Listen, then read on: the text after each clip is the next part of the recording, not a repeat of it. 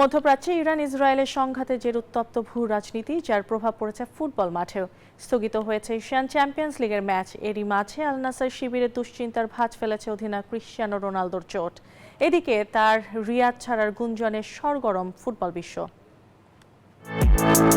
মাঠে ও মাঠের বাইরে সময়টা মোটেও স্বস্তিতে কাটছে না পর্তুগিজ সুপারস্টার ক্রিশ্চিয়ানো রোনালদোর। গত শনিবার আল ফেইহার বিপক্ষে ম্যাচে পেনাল্টি মিসের হতাশার সঙ্গে যোগ হয়েছে হ্যামস্ট্রিং চোট। 81 মিনিটে চোট পেয়ে মাঠ ছাড়েন রোনালদো। তার ক্লাব আল নাসর নিশ্চিত করেছে 41 বছর বয়সী এই তারকা বর্তমানে বিশ্রামে রয়েছেন।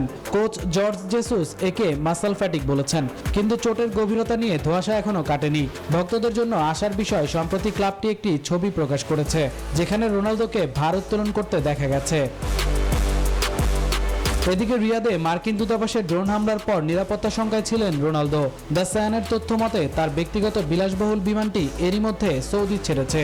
যদিও সেখানে রোনালদো সশরীরে ছিলেন কিনা তা এখনও নিশ্চিত নয়। সামনে জুন জুলাইয়ে ক্যারিয়ারের ষষ্ঠ বিশ্বকাপ। উজবেকিস্তান ও কলম্বিয়ার মতো প্রতিপক্ষের বিপক্ষে মাঠে নামার আগে এই চোট এবং পারিপার্শ্বিক অস্থিরতা রোনালদোর প্রস্তুতিতে বড় বাধা হয়ে দাঁড়িয়েছে। বর্তমানে 21 গোল নিয়ে লিগের দ্বিতীয় সর্বোচ্চ গোলদাতা তিনি। ভক্তদের প্রত্যাশা, দ্রুত সুস্থ হয়ে আবার মাঠে ফিরবেন CR7। মামুনুর রহমান, নিউজ 24।